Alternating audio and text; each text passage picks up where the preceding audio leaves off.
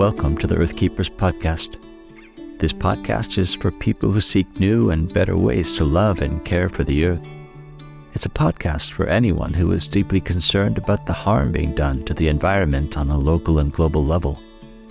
It's a podcast that builds community and connection between people of like heart and mind, people who believe that earth care should be integrated into every aspect of life, and for many in the Earthkeepers community, that includes our spiritual lives. Welcome, friends, to the Earthkeepers podcast.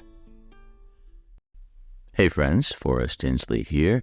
As you might have gathered from my comments in recent episodes, I have, in addition to my work with Circlewood, also taken a position as the director of the Pacific Rim Institute for Environmental Stewardship on Whidbey Island, which is off the coast of Washington State. While I hope to tell you more about PRI in later episodes, I want to focus now on one of our partner organizations. Now, historically, Pacific Rim Institute has worked with an organization called the Au Sable Institute to serve undergraduate students whose vocational interests lie in some form of earthkeeping work. On the day of this episode's release, in fact, the newest cohort of students are gathering at PRI for their first day of class. In light of that occasion, I thought it might be interesting to hear about the work of Au Sable. And to do that, we'll be talking to Au Sable's executive director, Jon Terry, as well as two Au Sable alumni, Sarah and Carson. We'll start with you, though, Jon. I'm glad you could join me on the podcast, and would love it if you could start us off with a bit of context information regarding Au Sable. It's great to be here. Thanks for showing an interest in our work. I'm the executive director of the Au Sable Institute. We're located in northern Michigan. Our mission is to inspire and educate people to serve, protect, and restore God's earth. And we do that primarily through three programs. One is a college program where we serve college students in the summer. We have a K-12 environmental education program where we serve local public and private schools in environmental ed. And we also have a community engagement program, where we are committed to doing habitat restoration projects throughout northern Michigan. And of course, you also have the secondary campus on the West Coast, and those students are gathering at Pacific Rim Institute, where I work. So, Jon, can you tell us a bit about Au Sable and what that name means and how the organization started? The Au Sable Institute, we were founded about 40 years ago. Au Sable is a French word. I believe it means river of sand or at the sand. Our campus here in northern Michigan, we call this our Great Lakes campus. We're about 10 miles from the headwaters of the Au Sable River. When we were originally started 40 years ago, it was started by a man named Harold Snyder. He was a professor of biology at Taylor University. Taylor's in northern Indiana. He wanted to start a camp for kids, primarily so that they could learn more about God by studying his creation.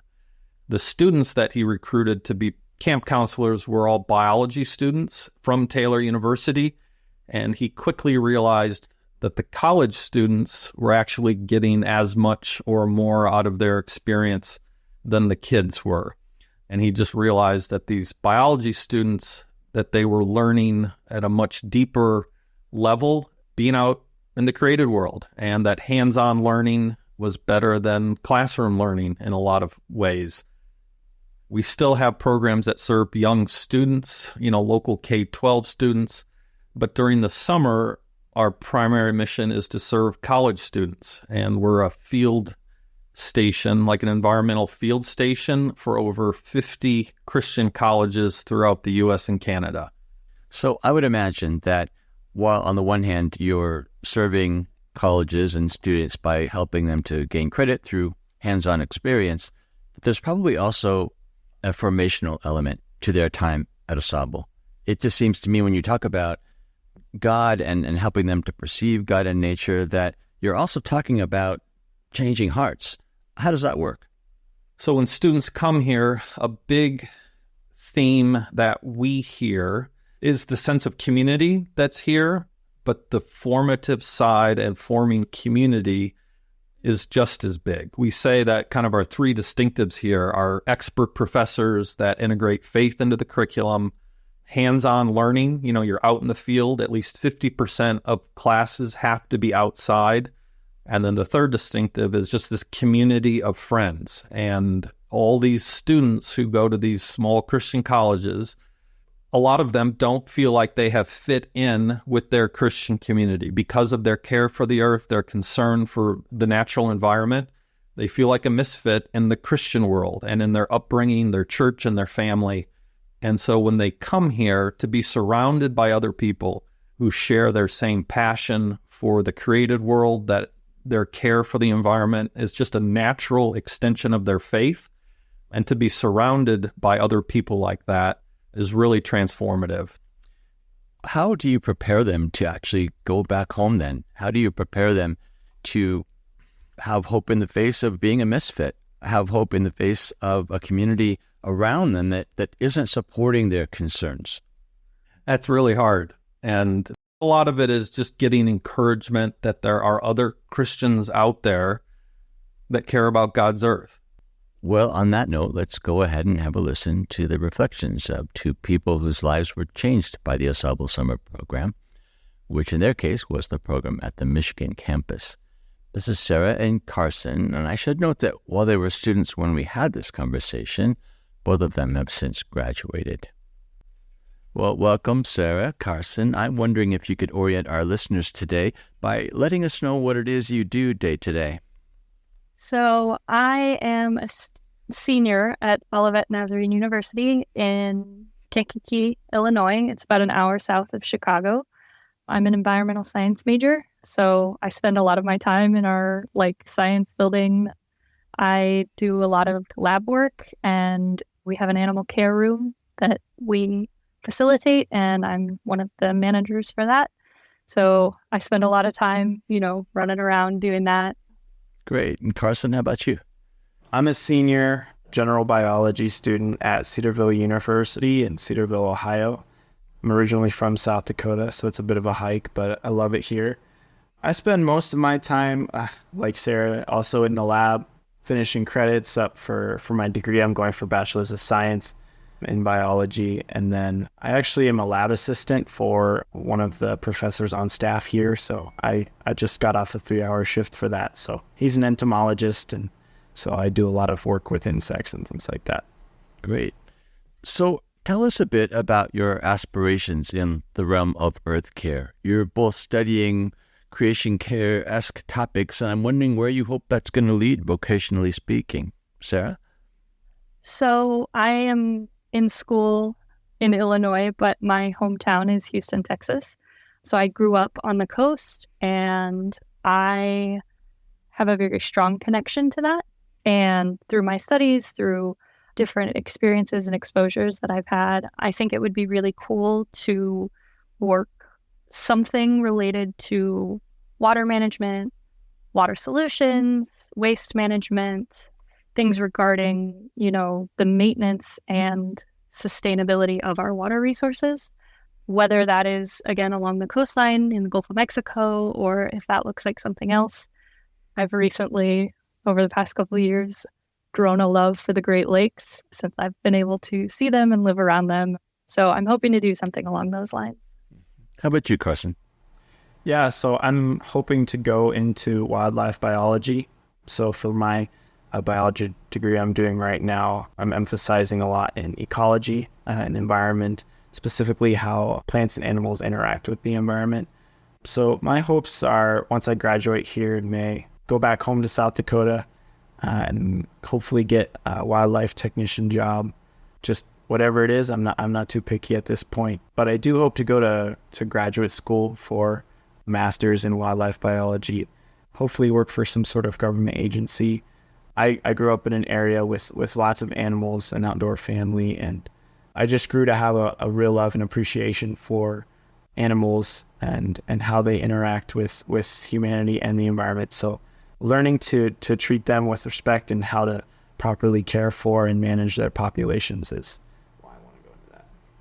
I want to pick up on that comment that you made about respect and understanding really that animals are, part of the bigger context in which we live and are deserving of respect. I'm wondering if you could, Carson, tell us more about some of the influences as you were growing up. What is it that led you to this place of wanting to be someone who cares for the earth? Yeah, so like I said before, my family was pretty outdoors oriented. I grew up camping, tent camping specifically, hiking. My father hunts and fishes, and so I also picked up those from him. And just the daily interaction with the environment. I was actually homeschooled, so being able to take a break from school and go walk around outside. We lived on a forested property of a couple acres, so we'd see turkeys and deer, in our backyard. And since, as long as I can remember, I've always really cared about that, and that love for animals was really nurtured by my father and mother. Just, my dad also has a biology degree. I point back to him and my mom for why I'm at where I am now. I think it's really important. It's something a lot of people don't think about. Even when people talk about the environment in general, a lot of times they're speaking for the landscape, even plants in general. And I think it's important we keep animals in as much of the context as we can. Yeah, absolutely. What about you, Sarah? If you think back to the way that you grew up, what were some of the influences that moved you into this vocation of being someone who cares for the environment? Well, I kind of grew up on the other end of how Carson grew up. I grew up in the city, didn't go out a lot. My family didn't do trips out camping or out to any parks or things like that. I always grew up with a love and fascination with wildlife, mostly with the diversity of it and how there are so many specific, amazing adaptations that creatures have to fill their part in the ecosystem. And I grew up really appreciating that.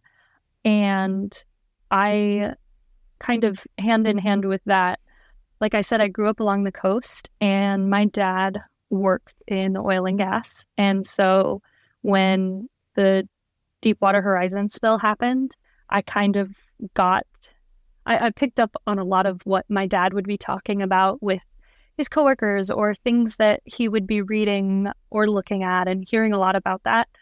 That really affected me because I remember the coast and the beaches before that happened versus after that happened, and the change that occurred. And even when it came to just walking along the shoreline, what you see now is different than what you saw then.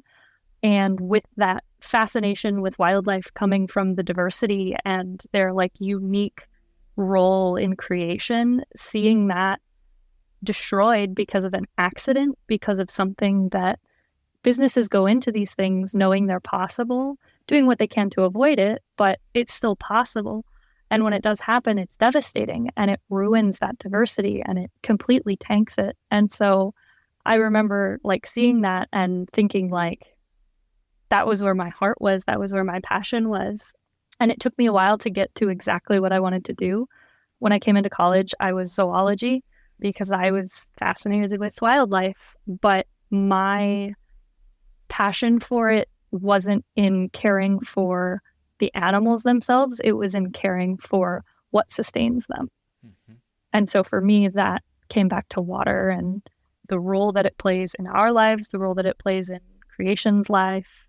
So both of you were Au Sable students. I'm hoping that you can tell us about that experience. One of the biggest things that set Au Sable apart for me was the passion that was shown by our professors and by the staff that were there, because it really affected the approach that I took to my studies and to the experiences that I was having.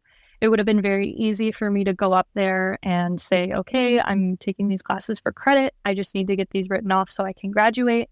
It's cool to do it out in the forest, but I just got to get this done. And instead, seeing the way that our professors approached the things we were learning about and the reverence with which they approached the place where we were staying, the lake that we were staying at, whenever we would go on trips, their excitement and their passion really bled into the students as well.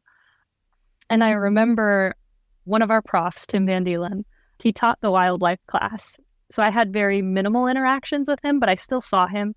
And we were going to Lake Michigan, and Brian, the director, sort of came and explained what we'd be doing the next day. He said, okay, we're going to go up to Lake Michigan and maybe bring a swimsuit. It'll be cold, so you don't have to. We're going to eat some lunch. Very like boom, boom, boom. Here's what's going. And as everyone was leaving, Tim stood up on a chair and was like, hold on a second, and proceeded to explain to us that Lake Michigan was not somewhere where you could just walk up and say, oh, we're here for a little bit and walk away. He was like, Lake Michigan is a sacred, beautiful place. It's a holy place. Bring your suit. You're going to swim. Like, bring your camera. Like, come expecting to be excited and be changed by what you find there. And that will stick with me for the rest of my life, because I don't think very often, I don't think modern society or even modern Christians look at things very often anymore and designate them as holy or sacred places, holy or sacred things in their lives. And I think that that's something that's extremely important, especially as earthkeepers, as earth caretakers, that if we're in this vocation coming from a Christian perspective, we need to be looking at these things as sacred and holy because God put them there. And it sort of added this gravity and this reverence to what I was doing and what I'm wanting to do with my career. Do you feel, Sarah, to follow up on that, that there's any tension between, say, what the sciences are teaching you in terms of what it means to be someone who cares for the environment, and seeing the sacred of creation at the same time? How do you reconcile those two things? The scientific approach, perhaps, and then the spiritual perspective? For me, I view them as hand in hand. I see science as a way for us to get even the slightest glimpse into the intricacies that God created the world with. And the further in you go, the more intricate it gets. I just find myself more and more convinced that it couldn't be anything but a creator that put these beautiful things together in such perfect balance. And even in the scientific, there are ways to see that holiness and that reverence and see where God's hand was. Because again, I just look at it and I think there is no other way that this could function so perfectly and so beautifully. We had a guest, Jeff Johnson, who was a musician, and he kind of echoed that same theme. He saw the sort of encounters with creation as art appreciation, really. That the more you pay attention, the more of the beauty and complexity and creativity you see. But it takes that intentional shift of perspective. And as you pointed out, I think we don't really get taught that often enough to really shift our perspective to see beyond the surface, say, of a given site or a lake or what have you. Carson, what about you? Talk about your experience and maybe some of the things that you took away from your Au Sable time. For me, like I said before, I had the wildlife and fish ecology classes, and unlike Sarah's classes, both of those were very much focused on spending as much time out in the field as we could and interacting with different things. For wildlife, we did a lot of hikes. We visited a lot of forested places. We did a project using game cameras to get footage of wildlife. And then for fish ecology, we did a lot of work actually going and collecting data from different water sources, whether it was a stream or different ponds or a lake. And really getting down and getting my hands dirty was probably one of the biggest blessings for being there. And the reasoning for that is, being a student, we spend so much of our time with our head in a book or writing down notes in a lecture. And we have a tendency to just file all that information away as something we pull out on an exam later. And it becomes head knowledge, and it doesn't really affect us at our heart, where spiritual matters happen. And for me, I had experience as well. It was also with Tim Van Deelen on one of our wildlife trips. We were just hiking around a place called Hartwick Pines State Forest. It's one of the few actually old growth forests up in Michigan left because of how heavy the lumber business was back, a century or so ago. And to be able to go there and see how big some of the trees actually could get if it wasn't for being bothered by humans. Seeing the really big, like, white pines and American beeches compared to little shoots of maple trees that were all over the place, it was just breathtaking. I'm sitting there trying to take pictures with my phone, and then I'm like, this is useless. Like, I can't, doesn't look the same. So put my phone away and just tried to soak it all in. And one of the things that really stuck with me on that trip that is not going to leave me is when we were walking through and Tim was like, pointed out how the American beaches were almost all dead because of a fungus that is spreading throughout the U.S. and killing the beach populations. And obviously I'd seen an American beach before and some other classes. And he pointed that out, and he was like, in 20 years, or roughly 20 years, they've all died from this place. And the rest of that was probably the second week we were at Au Sable. And the rest of my time, whether I was hiking on campus or out doing a field trip for fun or for classes, I always tried to find the beech trees. And whenever I could find a beech tree that didn't have the telltale spots on its bark from the fungus, I was like, this is great. Like, they're still here. And just the translation of problems like that from writing on your notepad, oh, there's a fungus that's killing beech trees, to going to the forest and experiencing the viewpoint of someone who's seen them go. And imagine, what's that going to be like if they all go? If it's like, we have situations with animals like tigers where most of them you have to be in an artificial environment to see one alive. What if we get to the point with those trees? So whenever I see a beech tree now, it really takes me back, and you feel it in your gut, and you're like, this is a big deal and people need to know. So that was one of many things that, it doesn't stay in your head. Obviously it's a head thing too. You bring it up on an exam if that's what a question is asked, but becomes a heart thing. I have a duty to do what I can to use science as a tool to learn how this thing works and ways to possibly combat it, slow it down, whatever it may be, because, we're here to protect what's there, and science is one of the main ways for us to do it. So I think we got to make it a heart issue, not a head issue.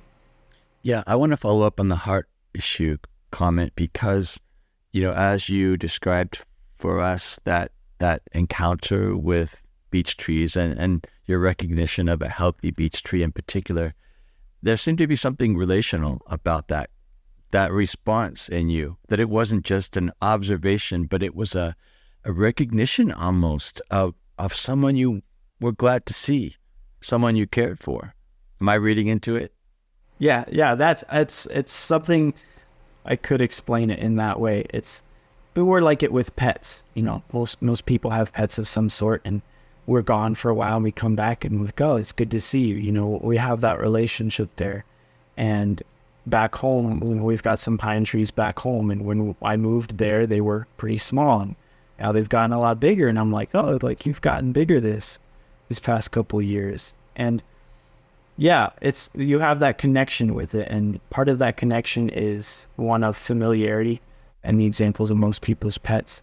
But just one of the things Au Sable really brought out is the reminder that we were created by God for a purpose.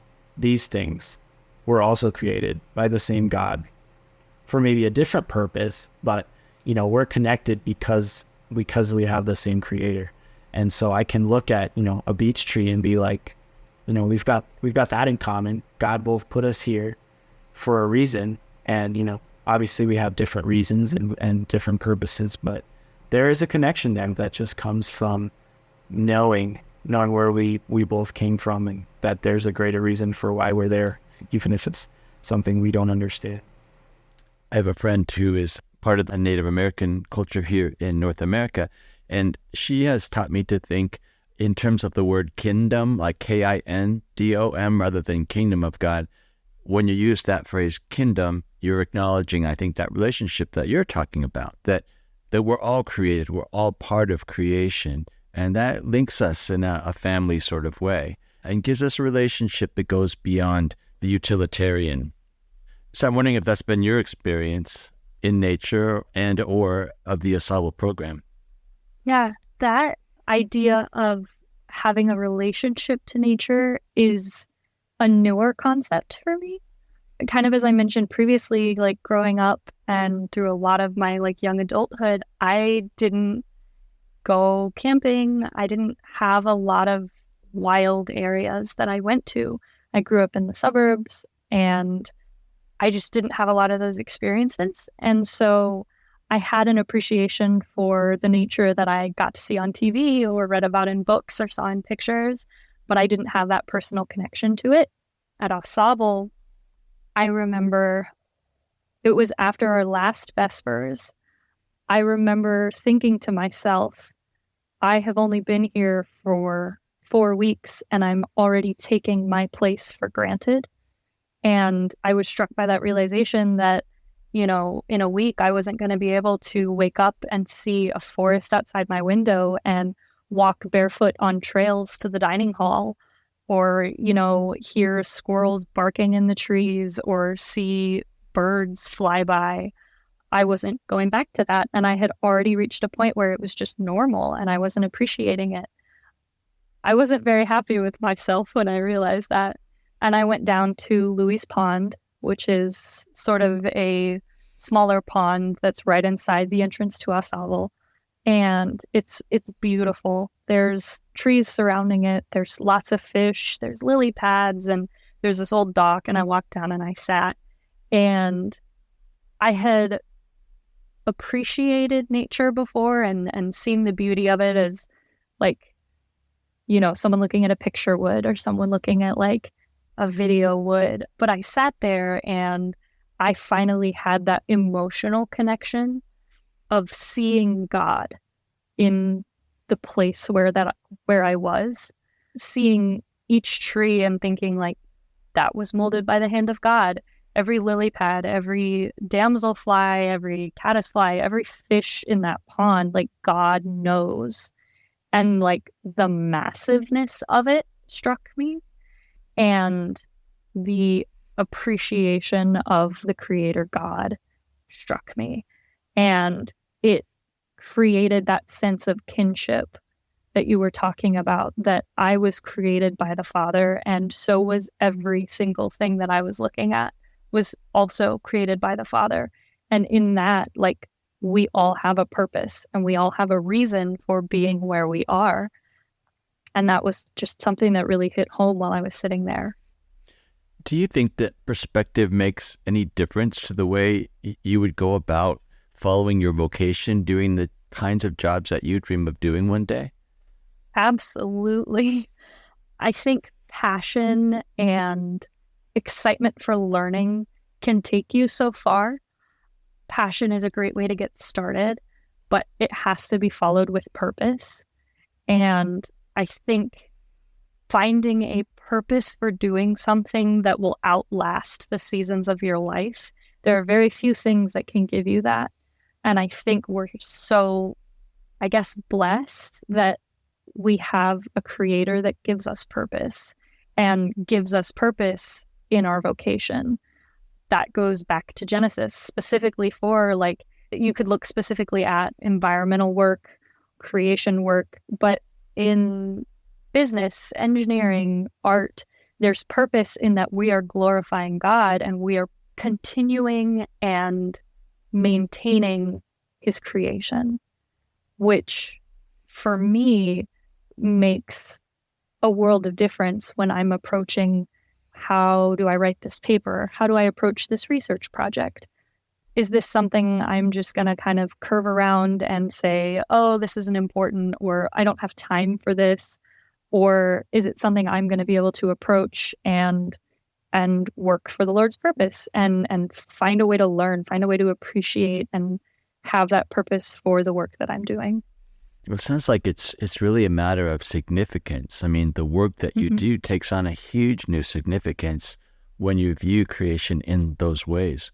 Carson, do you find that's also true for you, that having that different, more intentional and relational perspective on the environment might affect your work in the future? Yeah, 100%. already has affected why I even want to go into my job in the first place. In Genesis, God says to care for it and protect it. For me, I grew up in a town of 3,500 people. I don't like cities. When I'm out in the woods and it's just quiet and, I can't hear or see anything related to a human other than myself, it's where I feel God the most. And that's where it really becomes personal. And to be able to go out there and do whatever my vocation might be, I might do something completely different than what I'm planning on right now. But being able to see God in wherever I'm at, whatever I'm interacting with, whoever I may be interacting with, that's really the main reason for me. If God's given me the purpose, then I know that he's going to sustain me to carry it through, because I'm going to have bad days. That's just going to happen. So it's a good thing it's not all in my hands. Yeah, for sure. I don't know if you're comfortable speaking in generalities, but if you were to kind of give me a read on your generation, where does the environment fit in terms of people's concerns and priorities as they look to the future? What do you think, Sarah? I think that this generation is definitely more aware of it. It's something we've sort of heard a lot about growing up. Like in our formative years, there was, the hole in the ozone, and everyone worried about that. And we heard about that and got worried about that. And now we've got, carbon emissions and landfills and oil spills, and the news shows us so much of just problem after problem after problem. And I think while our generation is definitely more aware of it, I think there are sort of two responses that are being seen. I think there are some who see these issues and they are empowered and have like a call to action. They change their lifestyle. They change the choices that they make. But I also think that there is a portion of our generation that has seen so much of this destruction that they're numb to it, that they're seeing it as, well, this is such a huge problem, we can't do anything about it. What effect am I going to have? Oh, it's just another day in the world that we live in. Carson, how about you? Concerning, my generation, one of the biggest issues that I've seen in particular is detachment from nature due to the technological advancements that we have at our fingertips, specifically for the younger generation, people my age and a lot younger than me. So much is at our fingertips now because of technology that we tend to spend, all of us at some point or another, we spend our time in our heads down and looking at our phones. That's caused a lot of problems with my generation. And I think, to fix that, we just need to encourage people to go outside, go out and do stuff, I think it's one of those things, there's not really a cure other than to go experience it. I think that's the best we can do at this point.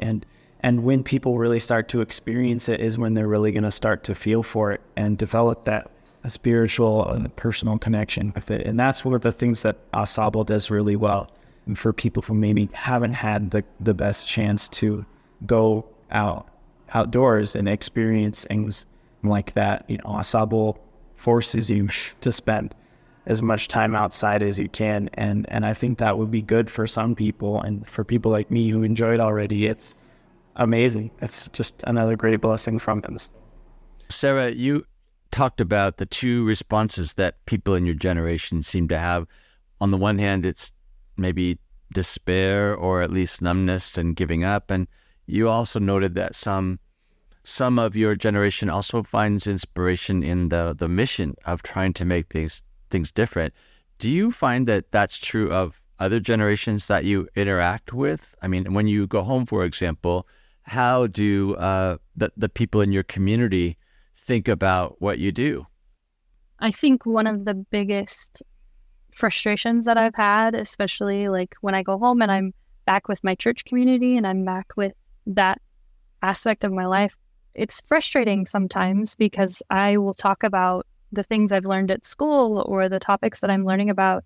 And people in my church community are not always the most supportive of it. I'll be talking about something I learned in class that was very exciting, and I've had people who are disapproving or disagree because of talking about climate change or talking about overforestation or talking about what I would consider a misuse of resources. They see as God put these resources here for us. Humanity isn't strong enough or powerful enough to subvert what God has put here for us. Like, oh, we're not going to run out of this, or this isn't going to happen. For me, I see it as God put these things here for us, and they hold this intrinsic value of being created by God. And so it's our responsibility to care for it, to respect it. And they sort of have a more utilitarian view of it. I think there's a lot of room for the church to become more connected to this issue. And I especially think in the future of the church, as these become more pressing concerns, it'd be beneficial for it to be a pressing concern for the church. There needs to be a reunification between the church and God's creation. Yeah. You know, when you look forward, how hopeful are you when you think about all the problems we're facing, you know, with climate change and even environmental justice? Do you have hope? I think there is hope because of one of the benefits of, you know, all the technology we've got going on, and so news spreads a lot more. And I think a lot more people are aware now of the impacts that maybe a more utilitarian view of the environment has had on the environment itself, on, you know, extinction of animal or plant species and the degradation of whether it's natural resources or bulldozing forests to build parking lots, you know, whatever it is. I think we've had the opportunity to reach more people with that problem. So I think knowledge is growing. I also think that the advancements in science have really, a lot of effort has been put, at least from what I can see, especially in the past decade, to what we're doing to the environment. So I really think on that side, you know, there's a lot of positive things. There's also some things that are discouraging. For me, one thing that I was kind of emphasized, not necessarily emphasized, but was a big takeaway for me from the classes I took at Au Sable, is we just have a big problem of public ignorance. Even though all the information is at their fingertips, a lot of people don't know either what the specific issues are or that there is an issue or what they can do about it. So, you know, I have hope. Is there problems? Yeah, but there's a lot that we've done in the past to get to where we are now to actually affect things, whether it's changing how we live as a country or even as an individual, starting small. But, you know, I also think we have ultimate hope, knowing that God's still in control. We serve a sovereign God, and whatever he's got planned is going to happen. We just have to play our part. But we know beyond the shadow of a doubt that God doesn't want his creation being destroyed. And so we can be confident in the fact that when we're doing our best to protect and care for what he's given us to enjoy here on this earth, we know that we're going to be walking in his will. How we go about it might be a little different, but hopefully we're walking in that. Yeah. What about you, Sarah? Are you hopeful as you look to the future? I have hope. Otherwise, I wouldn't be, learning the things I'm learning or pursuing the career that I'm pursuing. I think in the world that we live today, especially in America, this is an issue that is very charged. There's a lot of opinions, and there's a lot of big opinions.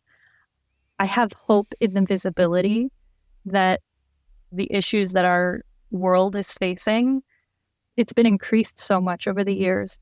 I have hope that our generation, the generations after us, are going to be more aware. Like Carson said, a huge issue is ignorance or misinformation or not knowing how to approach it.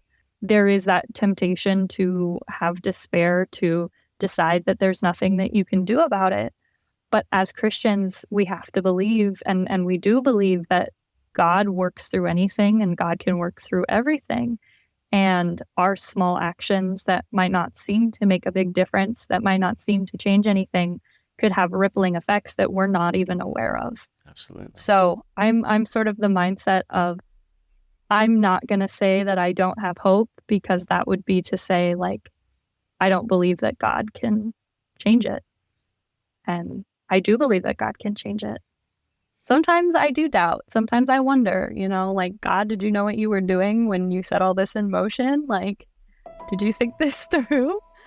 But I do believe in a sovereign God, and I believe that God has a perfect plan.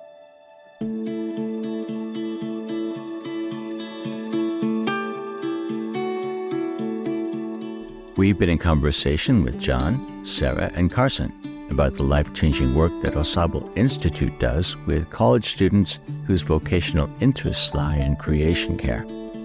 For more information about Au Sable and about Pacific Rim Institute, check out this episode's show notes on the Earthkeepers website. The Earthkeepers podcast is an expression of Circlewood, an organization committed to cultivating a more ecologically conscious faith. For more information about the podcast, or to learn about the ways you can support this work, go to our website at earthkeepers.online. You can contact us by leaving a voicemail through the podcast website, or by emailing us at earthkeepers@circlewood.online.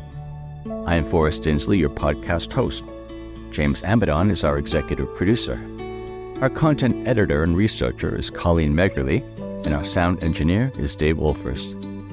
Jesselyn Gentry is our social media director, and Forrest Reed is the composer of our original music. Thank you for listening, friends, and please join us for our next conversation on the Earthkeepers podcast.